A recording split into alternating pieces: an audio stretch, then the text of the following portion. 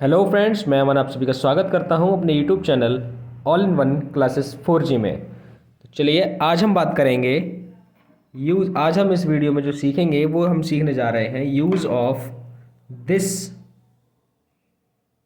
Use of this that these those, जिनका प्रयोग करने में अक्सर हमें दिक्कत होती है, हमें मुसीबतों का सामना करना पड़ता है, कन्फ्यूज़न होती है। तो आज उस कन्फ्यूज़न को हम दूर करेंगे। ठीक है, तो चलिए स्टार्ट करते हैं। अगर हम बात करें सिंगुलर की, सिंगुलर यानी कि एक वचन, जब वस्तु कैसी हो, एक वचन हो, तब जब कोई वस्तु एक वचन हो और अगर वो पास होती है, अगर पास है तो क्या लगाओगे आप, दिस। और दूर है तो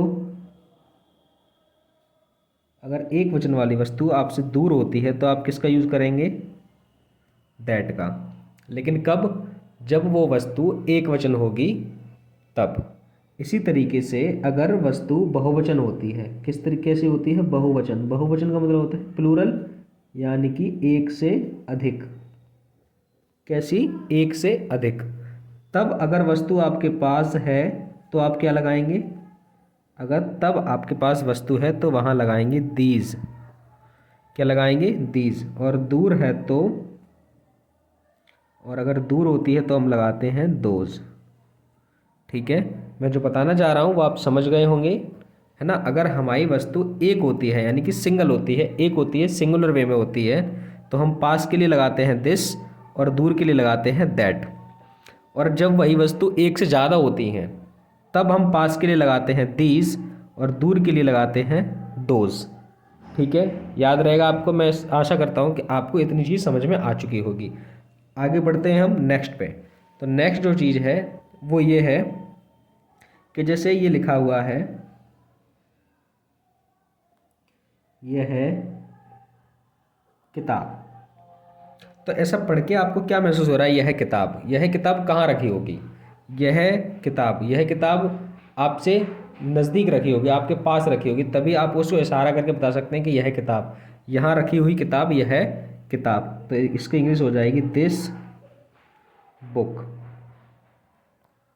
और अगर यह किताब अगर दूर बतानी हो तो कैसे बताएंगे, तो इसको हम बनाएंगे वह किताब। जब यही किताब दूर होगी तो क्या होगा, वह किताब। वह यानी कि हम इशारे करके बताएंगे वह, जो एक दूरी पर रखी हुई है तुमसे, वह किताब। तो इसकी अंग्रेजी बनेगी दैट बुक। ठीक, इसी की तरह आगे चलते हैं। अब इसका प्रयोग देख लेते हैं प्लूरल वे में। प्लूरल वे में कैसा होगा, जैसे एक से ज़्यादा किताबें हों और वो दूर रखी हों, एक से ज़्यादा किताबें हों और वह आपसे आपसे दूर हों, तो वह किताब की जगह क्या हो जाएगा, वो किताबें। और यहाँ आपको समझ में भी आ रहा होगा, किताब, किताब पढ़ने से ही लग रहा होगा कि सिंगल किताब है, एक किताब है। अब यहाँ हो गया वो किताबें, वो किताबें यानी कि दोज बुक्स। और अगर यही किताबें पास होती हैं तो ये किताबें। तो इसकी अंग्रेजी हो जाएगी दीज बुक्स। क्या हो जाएगी, दीज बुक्स। ठीक, एक दो और देख लेते हैं मीनिंग, अलग अलग मीनिंग पे चेक कर लेते हैं। तो आप ही सोचेंगे सर ने केवल बुक की मीनिंग उठा रखी है और बुक पे ही समझाया जा रहे हैं, है ना। जैसे हमने लिया, और सेंटेंस ले लेते हैं, लगातार लिख लेते हैं, उनको सॉल्व कर लेंगे बाद में। जैसे हम लिखा, यह है पंखा। तो यह पंखा सुन के आपको क्या लगा, यह पंखा आपके पास होगा या दूर होगा। ऑब्वियसली अपने माइंड में उसको सेट करके देखिए, उस पर ज़रा विचार कीजिए कि यह पंखा, इसकी जो कंडीशन होगी, इसकी जो लोकेशन होगी वो कहाँ होगी, आपके पास में होगी। फिर नेक्स्ट है वह कुर्सी। ये कलमें, वो चटाइयाँ। चलिए, तो इनको बनाने के बाद हम अपनी वीडियो को विराम देंगे। ठीक है, चलो देखते हैं। तो यह पंखा, यह की मीनिंग सिंपल सी आपने देख ली है। यह की क्या होती है, अगर वस्तु आपको सेंटेंस को पढ़ने में अगर आपको ऐसा लगता है कि हमारे पास है, तो आप क्या लगाएंगे, दिस। उसकी अंग्रेजी में क्या लगाएंगे, दिस, और पंखा की हो जाएगी फैन, दिस फैन। उसी तरीके से वह कुर्सी, तो वह की क्या होती है, दैट।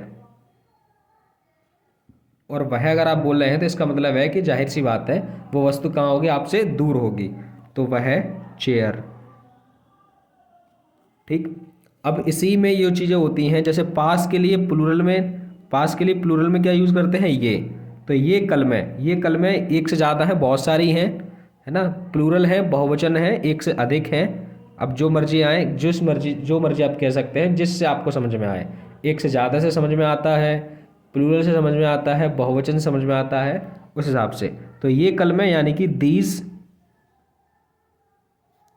बुक्स।